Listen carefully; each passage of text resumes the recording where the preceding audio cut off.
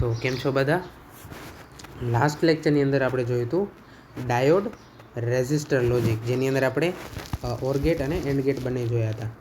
આજના લેક્ચરની અંદર આપણે જોશું કે ડાયોડ ટ્રાન્ઝિસ્ટર લોજિકની મદદથી કેવી રીતે ગેટ બને છે અને આપણે ટ્રાન્ઝિસ્ટર લોજિકની મદદથી કેવી રીતે ગેટ બને છે. સૌથી પહેલાં તમે એ જોઈ શકો છો કે આપણી પાસે છે એક ટ્રાન્ઝિસ્ટર અને એક છે રેઝિસ્ટર. આ જે છે એ છે નોટ ગેટ. હવે કેવી રીતે આ ટ્રાન્ઝિસ્ટર કન્ફિગરેશન નોટ ગેટ તરીકે કામ કરે છે આપણે આગળ જોઈએ છીએ, બરાબર. હવે જુઓ, સૌથી પહેલાં તો આપણે ટ્રાન્ઝિસ્ટર જે છે એ કેવી રીતે ગોઠવાયેલું છે, કઈ કન્ફિગરેશનમાં છે એ આપણે સમજવું પડશે. તમને જે છે આ ટ્રાન્ઝિસ્ટર કેવી રીતે કામ કરે છે તો ખ્યાલ જ હશે. એટલા માટે સૌથી પહેલાં થોડું બેઝિક જોઈ લઈએ, બરાબર, ફટાફટ. હવે આ ટ્રાન્ઝિસ્ટર કયા પ્રકારનું છે, પીએનપી કે એનપી, એની કેમ ખબર પડશે? તો કે જે એરો જે છે એ કઈ ડાયરેક્શનમાં હોય છે? હંમેશા પી ટુ એન, બરાબર. મતલબ કે જે બેઝ જે છે એ પી છે, એમીટર જે છે એ એન છે.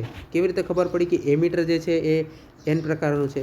કારણ કે એરો હંમેશા એમીટર સાઈડ જ હોય છે, બરાબર છે. તો બાકી જે ભાગ વધ્યો એ કયો છે? કલેક્ટર, અને એ પણ કેવો હશે? એન, બરાબર. એટલે એનપીએન આ ટ્રાન્ઝિસ્ટર કયા પ્રકારનું છે? એનપીએન પ્રકારનું આ છે ટ્રાન્ઝિસ્ટર. બીજી વાત, કઈ કન્ફિગરેશનમાં છે?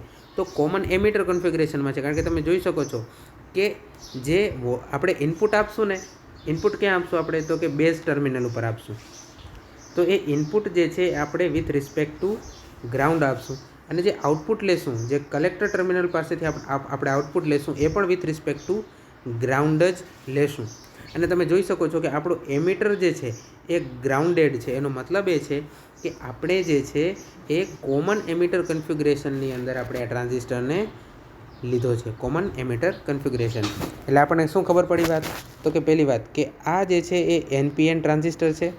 બીજું, કોમન એમીટર કોન્ફિગરેશનની અંદર આપણે આ ટ્રાન્ઝિસ્ટરને જોડેલું છે. સાથે સાથે આપણે ઇનપુટ જે છે એ બેઝ ટર્મિનલ ઉપર આપવાના છીએ. હવે આપણે કીધું છે કે ભાઈ આ તો નોટ ગેટ છે, તો કેવી રીતે કામ કરશે? સૌથી પહેલાં સમજી લો, અહીંયા જે વીસીસી આપેલો છે એને આપણે 5 વોલ્ટ ધારીએ છીએ.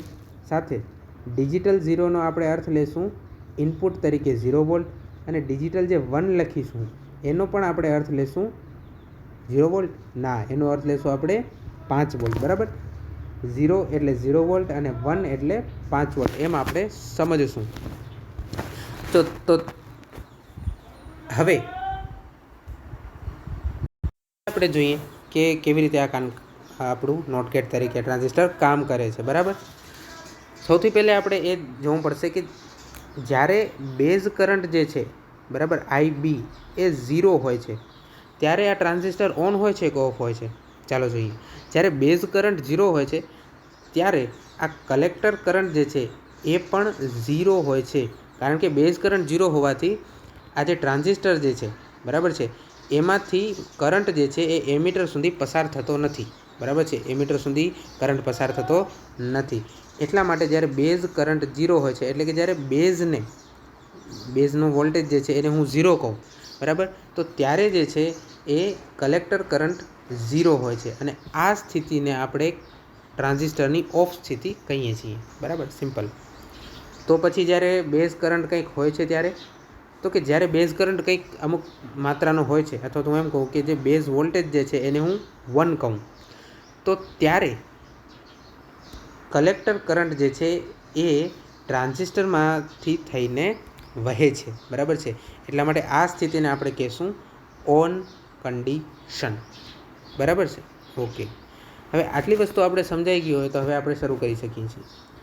જ્યારે ધારો કે હું એને જે છે એ 0 મૂકું છું, એટલે કે બેઝ ટર્મિનલ ઉપર મેં 0 વોલ્ટ જે છે એ ઇનપુટ તરીકે આપેલા છે, તો મને આઉટપુટમાં શું મળવું જોઈએ? આઉટપુટમાં મને 1 મળવું જોઈએ, એટલે કે મને 5 વોલ્ટ મળવા જોઈએ. તો કેવી રીતે મળે છે જોઈએ, ચાલો. બેઝ વોલ્ટેજ 0, એટલા માટે કલેક્ટર કરંટ જે છે આઈસી એ પણ 0. તો આ R2 રેઝિસ્ટન્સની અંદર જે ડ્રોપ છે આઈસી R2 એ પણ કેટલો થશે? 0 વોલ્ટ। એનો મતલબ થયો શું?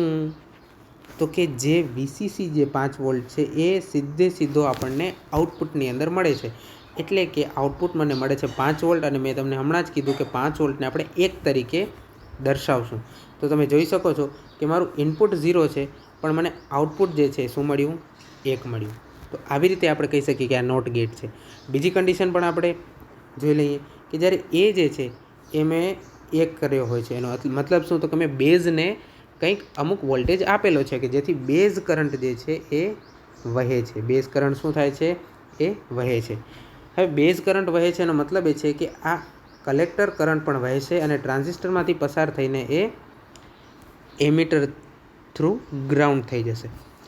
તો હવે અહીંયા જે છે એ કારણ કે કલેક્ટર કરંટ વહે છે એટલા માટે ICR2 વોલ્ટેજ ડ્રોપ થશે, અને આ ICR2 વોલ્ટેજ ડ્રોપ કેટલો હશે? તો કે લગભગ VCC જેટલો જ હશે। એનો મતલબ કે આ વોલ્ટેજ આઉટપુટ સુધી પહોંચતા લગભગ જે છે એ 0 થઈ ગયો હશે। એનો મતલબ કે આઉટપુટ મને કેટલું મળશે? લગભગ 0 વોલ્ટ, બરાબર છે। તો આવી રીતે તમે કહી શકો છો કે જ્યારે ઇનપુટ 1 છે ત્યારે આઉટપુટ કેટલું છે? 0। એનો મતલબ કે આ પ્રોપર શું થઈ ગયો? Not gate. નોટ ગેટ કયા લોજિકની મદદથી? ટ્રાન્ઝિસ્ટર લોજિક, બરાબર। અહીંયા તમે માત્ર ટ્રાન્ઝિસ્ટર જ જોઈ શકો છો। હા, રેઝિસ્ટન્સ છે પણ એ ઠીક છે, આપણે આને કહીશું ટ્રાન્ઝિસ્ટર લોજિક। હવે આગળ વધીએ તો તમે જોઈ શકો છો કે નેન્ડ ગેટ જે છે એ અલગ અલગ કોમ્બિનેશનથી બનાવ્યો છે। તમે અહીંયા જોઈ શકો છો કે ડાયોડ પણ છે અને ટ્રાન્ઝિસ્ટર પણ છે। એનો મતલબ શું છે? આ કયું લોજિક છે? Diode transistor logic. તમે સર્કિટ જોઈને તરત કહી શકો છો કે આ લોજિક કયું છે, કારણ કે ડાયોડ છે એટલે ડાયોડ, ટ્રાન્ઝિસ્ટર છે એટલે ટ્રાન્ઝિસ્ટર લોજિક। હવે ધ્યાનથી જુઓ, આ ડાયોડ જે છે ને એ શું બનાવે છે?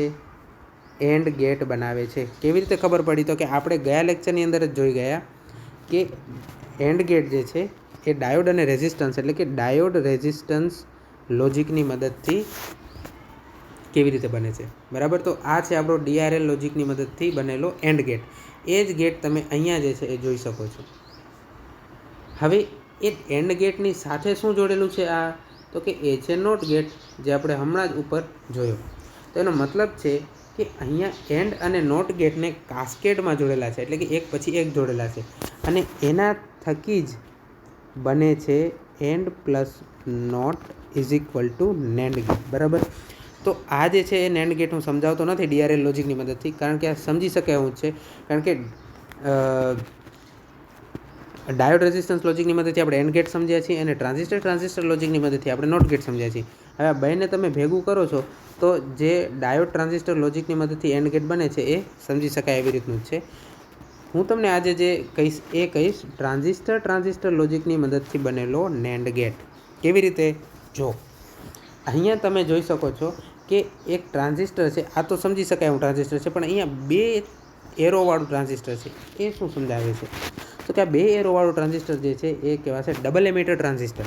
શા માટે ડબલ એમીટર? સિમ્પલ, કારણ કે એની અંદર 2 એમીટર હોય છે, ટર્મિનલ 2 એમીટર ટર્મિનલ હોય છે એટલા માટે। તો આ ડબલ એમીટર ટ્રાન્ઝિસ્ટરનો ઉપયોગ ક્યાં? તો કે એક કરતાં વધારે ઇનપુટ હોય, જેવી રીતના આપણા ગેટમાં છે એક કરતાં વધારે ઇનપુટ, તો ત્યાં જે છે આવા ડબલ એમીટર ટ્રાન્ઝિસ્ટરનો ઉપયોગ થાય છે। આ કયા પ્રકારનું ટ્રાન્ઝિસ્ટર છે પહેલાં એ નક્કી કરીએ। તો કારણ કે એરો જે છે હંમેશા P2N હોય છે, એટલા માટે એમીટર N ભાગ, બેઝ P ભાગ, અને બાકી જે વધ્યો કલેક્ટર એ છે N ભાગ। એટલે કે આ જે છે જે ડબલ એમીટર ટ્રાન્ઝિસ્ટર છે એ કેવું છે? NPN પ્રકારનું। પહેલી વાત, કોન્ફિગરેશન કયું છે? તો તમે જોઈ શકો છો કે ઇનપુટ જે આપણે આપશું ને એ ગ્રાઉન્ડની સાપેક્ષે આપશું, અને જે આઉટપુટ જે છે માત્ર એન્ડ ગેટનું આઉટપુટ, બરાબર, કારણ કે આ જે છે માત્ર એન્ડ ગેટ છે અને જે પાછળ જોડેલો છે એ નોટ ગેટ છે। તો એન્ડ ગેટનું આઉટપુટ જે આપણે લેશું એ ક્યાં લેશું? કલેક્ટરથી, અને એ આપણે ગ્રાઉન્ડની સાપેક્ષે લેશું। તો ઇનપુટ અને આઉટપુટ સિવાયનો જે ત્રીજો ટર્મિનલ છે એ કયો હશે? તો કે કોમન કોન્ફિગરેશનની અંદર એ ટર્મિનલ હશે, અને એ ટર્મિનલ જે કયો છે એ છે બેઝ। એનો મતલબ કે આપણું જે ડબલ એમીટર ટ્રાન્ઝિસ્ટર છે એ કોમન બેઝ કોન્ફિગરેશનની અંદર જોડેલું છે, કારણ કે ઇનપુટ બેઝ ઉપર, એમીટર ઉપર, આઉટપુટ કલેક્ટર ઉપર। તો જે કન્ફિગરેશન છે એ કયું થશે? Common base configuration. ઓકે, હવે આપણે જોઈએ કે આ કેવી રીતે NAND ગેટ તરીકે કામ કરે છે. સૌથી પહેલાં આપણે જોશું કે પહેલો ભાગ જે છે, આગળનો ભાગ, એ એન્ડ તરીકે કેમ કામ કરે છે. પછી પાછળનો જે છે એ તો આપણને ખબર જ છે કે નોટ તરીકે કામ કરે જ છે. એટલા માટે આપણને જે છે જોવાનું છે એ માત્ર એટલું જોવાનું છે કે ડબલ એમિટર ટ્રાન્ઝિસ્ટરના કલેક્ટર ઉપર આપણને કેટલો જે છે એ વોલ્ટેજ મળે છે, અને જે પણ વોલ્ટેજ મળે છે, જે પણ આઉટપુટ મળે છે, શું એ એન્ડ પ્રમાણે મળે છે કે નહીં એ જોઈએ. હવે મેં તમને કીધું તે પ્રમાણે VCCને હું 5 વોલ્ટ ધારીશ. 0 જો હું ઇનપુટ આપીશ તો એનો મતલબ કે 0 વોલ્ટ, અને 1 ઇનપુટ આપો તો એનો મતલબ 5 વોલ્ટ. બરાબર? ઓકે. હવે VCC જે છે, ધારો કે મેં તમને એન્ડ માટે શું યાદ રાખવાનું કીધું હતું કે જો ઓલ ઇનપુટ 1 તો જ આઉટપુટ 1. તો આપણે સૌથી પહેલાં આ જ કન્ડિશનથી ચેક કરીએ. ધારો કે A અને B બંને હું 1 રાખું છું, એટલે કે બંને ઇનપુટ તરીકે 1 રાખું છું, એટલે કે 5 વોલ્ટ રાખું છું. VCC 5 વોલ્ટ છે અને એ આપણને મળે છે VCC બેઝ ઉપર. બરાબર છે? હવે ધ્યાનથી સાંભળજો, કારણ કે બેઝ જે છે, એટલે બેઝને 5 વોલ્ટ મળેલો છે, એનો મતલબ કે બેઝ કરંટ શું વહેતો હશે? શું બેઝ કરંટ વહેતો હશે એ આપણે ચેક કરવું પડે. કેવી રીતે? તો કે જુઓ, બેઝ જે છે એને મળેલો છે 5 વોલ્ટ, અને ઇનપુટ તરીકે A અને B બંને 5 વોલ્ટ ઉપર છે, બંને ટર્મિનલ 5 વોલ્ટ ઉપર છે. એનો મતલબ એ થયો કે બેઝ અને એમિટર વચ્ચેનો જે પોટેન્શિયલ ડિફરન્સ છે એ લગભગ 0 છે.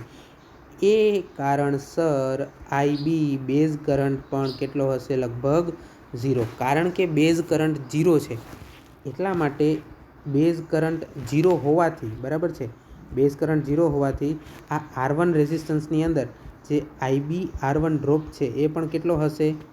0. એટલા માટે આ VCCનો 5 વોલ્ટ તમને ડાયરેક્ટલી ક્યાં જોવા મળશે? કલેક્ટર ઉપર. હવે કલેક્ટર ઉપર આઉટપુટ 5 વોલ્ટ મળે છે, એનો મતલબ કે ડિજિટલી મને એ શું આઉટપુટ તરીકે મળે છે? 1.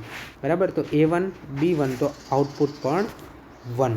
એવી જ રીતે તમે સમજો કે A0 B1 હોય તો પણ કંઈ ફરક નથી પડતો, કારણ કે B પોતે 5 વોલ્ટ ઉપર છે, એટલે આ એમિટર જે હશે, બરાબર, એમિટર જે છે, એમિટર ટર્મિનલ એ પણ પોતે 5 વોલ્ટ ઉપર જ હશે. ભલે આપણે A ઉપર 0 આપેલો છે, એનાથી ફરક પડતો નથી. B 5 વોલ્ટ ઉપર છે, એટલા માટે બેઝ અને એમિટર વચ્ચે ફરી પાછો કરંટ જે છે એ 0 થશે.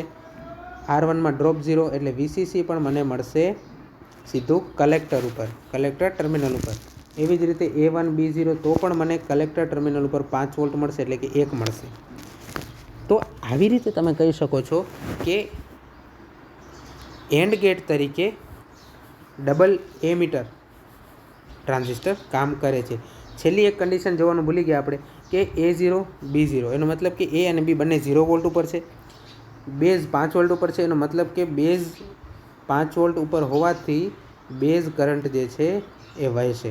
કારણ કે બેઝ કરંટ વહેશે તો IBR1 વોલ્ટેજ ડ્રોપ પણ થશે. કારણ કે વોલ્ટેજ ડ્રોપ થશે એટલે કલેક્ટર ઉપર આપણને જોવા મળશે 0 વોલ્ટ, એટલે કે 0 કરંટ. તો આવી રીતે જે છે એ આપણે સમજી શકીએ છીએ કે કેવી રીતે જે છે એ એન્ડ ગેટ જે છે તરીકે આપણું મલ્ટી એમિટર ટ્રાન્ઝિસ્ટર કામ કરે છે. ઓકે, તો હા, ઓકે, સોરી, શરૂઆતમાં મેં તમને કીધું કે A1 અને B1 હોય છે ત્યારે આઉટપુટ મને 1 મળે છે, બરાબર, એ સાચું. પણ જ્યારે A0 અને B1 કે A1 અને B0 હોય છે ને, ત્યારે આઉટપુટ જે છે કલેક્ટરમાં આપણને અહીંયા 0 જ મળશે. બરાબર છે? અહીંયા 5 વોલ્ટ નહીં મળે, સોરી, કારણ કે અહીંયાથી જે છે એ બેઝ કરંટ જે છે એ પસાર થશે. ક્યાં પસાર થશે? તો કે જે ઇનપુટ આપણે 0 રાખ્યું હશે ને એ બાજુ જે છે એ આપણો બેઝ કરંટ પસાર થશે. બરાબર છે?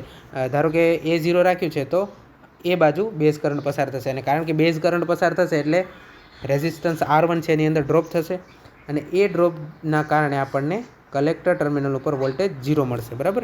એટલે ઓકે, આપણું મલ્ટી ટર્મિનલ એમિટર જે છે ટ્રાન્ઝિસ્ટર, બરાબર છે, એ ડબલ એમિટર ટ્રાન્ઝિસ્ટર જે છે એ એન્ડ ગેટ તરીકે કામ કરે છે. બરાબર? એટલે શરૂઆતમાં આગળ મેં તમને કીધું, જરાક એ સુધારી લેજો. આગળ મેં તમને એમ કીધું કે અહીંયા 0 છે, 1 છે, તો તો અહીંયા 5 વોલ્ટ છે એટલે બેઝ કરંટ નહીં વહે. તો એ જરાક સુધારી લેજો. બેઝ કરંટ એ ટર્મિનલ બાજુ વળશે જ્યાં તમે 0 વોલ્ટ આપેલો હશે, એટલા માટે ડ્રોપ થશે અને કલેક્ટર જે છે એ વોલ્ટેજ એ મને 0 મળશે. તો માત્ર 1 અને 1 આ જ કન્ડિશનમાં મને કલેક્ટર વોલ્ટેજ 5 વોલ્ટ આઉટપુટ તરીકે મળશે. એટલા માટે જે મલ્ટી એમીટર ટ્રાન્ઝિસ્ટર જે છે એ આપણું શેના તરીકે કામ કરી રહ્યું છે અત્યારે? એન્ડ ગેટ તરીકે. અને કારણ કે એની પાછળ જોડેલું છે નોટ ગેટ, એટલે આઉટપુટ જો અહીંયા 0 હશે, તો જો એન્ડ ગેટનું આઉટપુટ 0 હશે તો આનું આઉટપુટ 1 હશે, અને જો એન્ડ ગેટનું આઉટપુટ 1 હશે તો નોટ ગેટનું આઉટપુટ 0 હશે. આવી રીતે જે છે આ સમગ્ર સર્કિટ જે છે એ કામ કરે છે નેન્ડ ગેટ તરીકે. બરાબર છે? તો આ આપણે જોયું. આ સાથે આપણું જે ચેપ્ટર જે છે એ સેકન્ડ ચેપ્ટર પૂરું થાય છે. હા, એક અગત્યનો પ્રશ્ન તમારે ચોપડીમાંથી વાંચી લેવાનો છે, અને એ છે તફાવત છે. બરાબર છે? બે સિમોસ અને બીજી એક અલગ પ્રકારની જે પદ્ધતિ છે એના વચ્ચેનો એક તફાવત છે, જે ખૂબ જ ઇમ્પોર્ટન્ટ પ્રશ્ન છે. તફાવત જે છે સિમ્પલ છે, વાંચીને આપણે સમજી શકીએ એવા છે, એટલા માટે હું અહીંયા કરાવતો નથી. બરાબર? નેક્સ્ટ લેક્ચરથી આપણે ત્રીજું ચેપ્ટર સ્ટાર્ટ કરશું, બુલિયન એલ્જેબ્રા. બરાબર છે? તો જે તફાવત છે સિમોસ અને એક છે, બરાબર, સિમોસ અને કદાચ બીજું એક છે, મને અત્યારે યાદ નથી, પણ એના વચ્ચેનો એક તફાવત છે જે એકદમ છેલ્લે છે, ચેપ્ટરની છેલ્લે છે. તો એ તમે વાંચીને તૈયાર કરી લેજો. નેક્સ્ટ લેક્ચરથી આપણે ચેપ્ટર 3 સ્ટાર્ટ કરશું.